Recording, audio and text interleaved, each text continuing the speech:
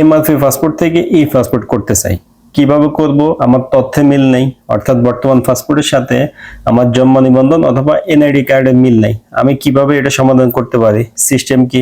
এটা অনেকেই জানার চেষ্টা করতেছেন, অসংখ্য কমেন্ট, অনেকের মেসেজ।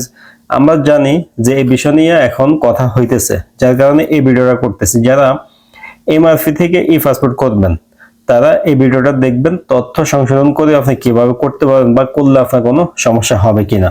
তো প্রথম কথা হচ্ছে, এমআরপি পাসপোর্ট অনেকে কি এটাও জানে না, অসংখ্য লোক আছে জানে না। এমআরপি পাসপোর্টটা সাধারণত আমরা এটা নর্মাল কাগজে থাকে, মেশিন রিডেবল পাসপোর্ট যেটা দেখতেছেন, একদম পাসপোর্টের ফেসটা নর্মাল। আর ই পাসপোর্ট যেটা হবে এটা কিন্তু এভাবে চাইলে আপনি বাগাইতে পারবেন না, খুবই শক্ত, ইলেকট্রনিক পাসপোর্ট। আর এমআরপি অর্থ মেশিন রিডেবল পাসপোর্ট। একটা হলো মেশিন রিডেবল পাসপোর্ট, মেশিনে দিলে এটা আপনার তথ্য পাওয়া যায়, আর একটা হলো ইলেকট্রনিক পাসপোর্ট, যেটা পাঞ্চ করলে এভাবে স্ক্যান করলে আপনার তথ্য পাওয়া যায়। এখন এমআরপিটাই বাধ্য করা হয়েছে। তো প্রথম প্রশ্ন, এমআরপি থেকে ই পাসপোর্ট কিভাবে করব? এমআরপি থেকে ই পাসপোর্ট করা খুবই সহজ, বাড়তি কোনো ঝামেলা নেই।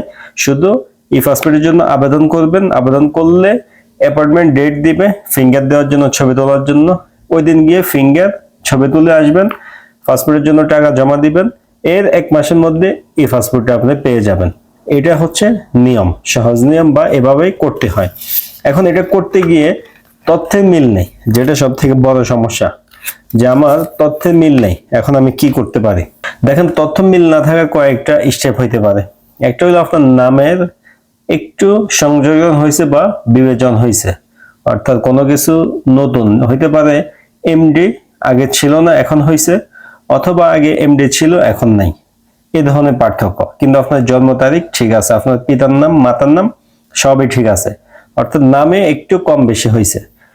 এটা একইভাবে আপনার মা বাবার নামের ক্ষেত্রে হইতে পারে, যে আপনার বাবার নাম আগে ছিল একটা, এখন দুইটা হয়েছে। মোহাম্মদ আগে ছিল না, এখন মোহাম্মদ হয়েছে। অথবা আগে মোহাম্মদ ছিল, এখন আলী যোগ হয়েছে, মোহাম্মদ আলী। এরকম ছোটখাটো সমস্যা যদি হয়, আমার জায়গা থেকে আমি বলতে পারি আপনি পাসপোর্টের জন্য আবেদন করেন, পাসপোর্ট করে ফেলেন। যদি আপনার অ্যাড্রেস ঠিক আছে, পিতা মাতার নামও ঠিক আছে, আপনার নাম শুধু একটু কম বেশি হয়েছে, এরকম যদি হয়, ইনশাল্লাহ আপনি ই পাসপোর্ট করে ফেলেন, আপনার বেশি একটা সমস্যা হবে না। আমি কেন এটা বলতেছি, কারণ আমরা দেখছি আপনি দেশ থেকে এর থেকে বড় বড় সংশোধন করেও মানুষ আসতেছে, কোনো সমস্যা হইতেছে না, ভিসা পাইতেছে। আর আপনি তো সৌদি আরবের ভিতরে আছেন, আপনার সামান্য একটু সংশোধনের কারণে বেশি একটা সমস্যা হবে না। যদি এরকম হয়, বর্তমান পাসপোর্টের সাথে আপনার অনেক কিছুই মিল নেই, মা বাবার নামে মিল নেই, অনেক কিছু কম বেশি আছে, আপনার জন্ম তারিখের সাথে মিল নেই, এরকম হইলে কিন্তু আপনি পাসপোর্ট না করাই উচিত হবে। আগে আপনার জন্ম নিবন্ধন অথবা এনআইডি সংশোধন করে এরপরে আপনি আবেদন করেন এই পাসপোর্টের জন্য। আশা করি আপনারা বুঝতে পারছেন। এটা হলো আমাদের সাজেশন। আরো একটা সমস্যা হলো, বর্তমানে কিন্তু এমবাসি সংশোধনকৃত পাসপোর্টের জমা নিতেছে না, অর্থাৎ আপনার বর্তমান পাসপোর্টের সাথে নতুন যে ই পাসপোর্ট করবেন এনআইডি বা জন্ম নিবন্ধন দিয়ে, এটার মিল নেই। মিল না থাকার কারণে তারা আবেদনটা গ্রহণ করতেছে না। এখন আপনি কিভাবে করবেন? করার তো কোনো সিস্টেম নেই। যদি দেখেন যে সামান্য, আমি আগে যেভাবে বলছি, যেমন আজকে আমাকে এক ভাই মেসেজ করছে, ওনার নাম হচ্ছে নাসির, তো আগে এমডি ছিল না, এখন জন্ম নিবন্ধনে এমডি এসে গেছে, আগের পাসপোর্টে এমডি নেই, যে পাসপোর্টটা উনি 2016-17 সালে করছে। এটা কোনো সমস্যা না, ইনশাল্লাহ। আমি এটা আমার জায়গা থেকে, আমার অভিজ্ঞতা থেকে বলতেছি, শুধু এমডি যোগ বিয়োগের ক্ষেত্রে কোনো সমস্যা নাই। সৌদি আরবে কোনো সমস্যা পড়বেন না, আপনি আসা যাওয়া, আপনার ইকামা রেনিউ কোনো কিছুতে সমস্যা হবে না, করতে পারেন। যাদের বড় ধরনের সংশোধন হয়েছে, বেশি পার্থক্য, তারাই কি করবেন, আগে সম্ভব হইলে জন্ম নিবন্ধন, না হলে এনআইডি সংশোধন করে এরপরে এই পাসপোর্টের জন্য আবেদন করবেন। এটা আপনার জন্য ভালো, সবার জন্য ভালো। এখন এটা বলতে গেলে অনেকে প্রশ্ন করে বা কমেন্ট করে, ভাই আকামার মেয়াদ আছে মাত্র 1 মাস, পাসপোর্টের মেয়াদ আর মাত্র 10 দিন আছে, এখন আমি কিভাবে পাসপোর্টটা করে আকামাটা করে নিব? এই ধরনের কোনো সিস্টেম আছে কিনা?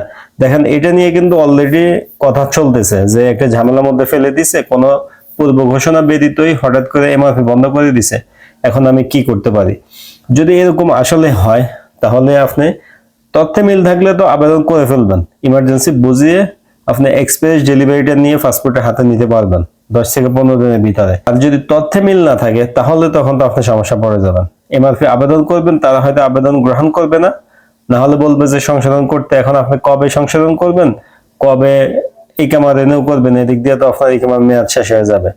সম্ভব হইলে হাতে লেখা পাসপোর্টটা নিতে পারেন কিনা, এখন মনে হয় না এমআরপি হাতেও লিখে দিতেছে।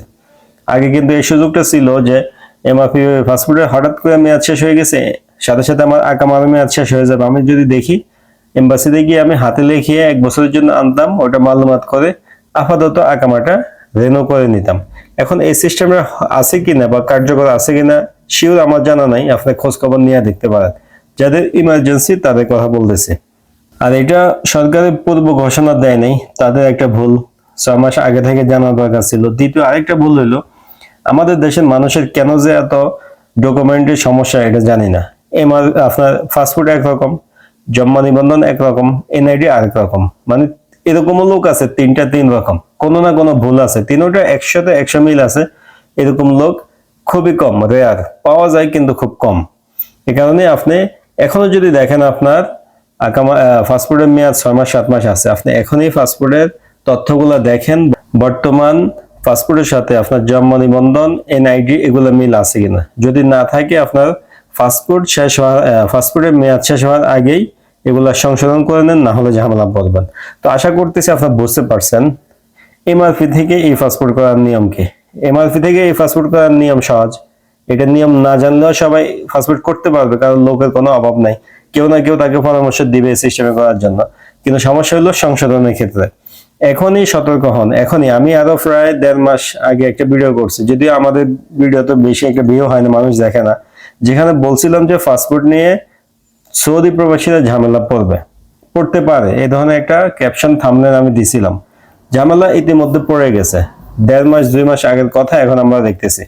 এটা কারোই হাত নাই, চাইলেও কেউ কোনো সাহায্য করতে পারবে না। তবে ভিডিওটা যদি বুঝে থাকেন, যাদের সামান্য পরিমাণ সংশোধন হয়, কম বেশি আছে নামে, তারা করে ফেলেন। যাদের বেশি সংশোধন, তারা জন্ম নিবন্ধনটা অন্ততপক্ষে ঠিক করে সংশোধন করে অনলাইন করে এরপরে ই পাসপোর্টের জন্য আবেদন করেন, এটাই সব থেকে ভালো হবে।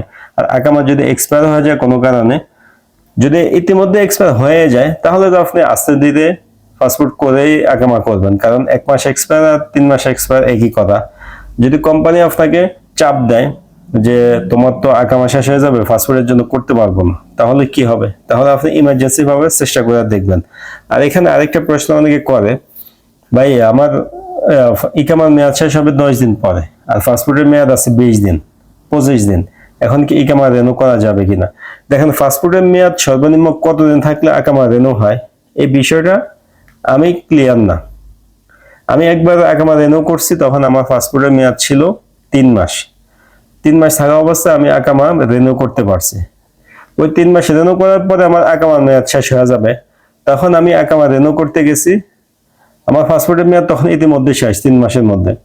তখন হুট করে, তখন আমি নতুন সৌদি আরবে, আমাকে কফিল বলতেছে তো আকামার পাসপোর্ট এক্সপায়ার হয়ে গেছে, আকামা রেনু করতে পারতেছি না। তখন আমি দ্রুত জেদ্দা কনসুলেটে গিয়ে আমার পাসপোর্টটা নিয়ে আসছিলাম, যেটা আমি জমা দিয়েছিলাম, এই নিয়ে আমি আকামা করছি। অর্থাৎ আমার ধারণা মতে 3 মাস বা 60 দিন, 2 মাসের বেশি থাকলে আপনি আকামা রেনু করতে পারবেন। আর এটার জন্য আপনি ট্রাই করতে পারেন, অর্থাৎ আকামাটা রেনিউ করতে বলবেন আপনার কফিলরে। যদি 25 দিন 30 দিন মেয়াদ থাকা অবস্থায় পাসপোর্টে আকামা রেনু হয়ে যায়, তাহলে তো আলহামদুলিল্লাহ। পাসপোর্টের মেয়াদ 10 দিন থাকলে আপনি কফিলে বলবেন ট্রাই করার জন্য যে রেনিউ করতে গেলে রেনিউ হয় কিনা। যদি আকামা রেনিউ হয়, তাহলে তো আপনি একদম নিরাপদ, নিশ্চিন্ত হয়ে গেলেন। আকামা 6 মাস 1 বছরের জন্য রেনিউ হয়ে গেলে এর মধ্যে যে কোনো দিন আপনি পাসপোর্ট মালুমাত করে নেবেন, আর কোনো সমস্যা হবে না।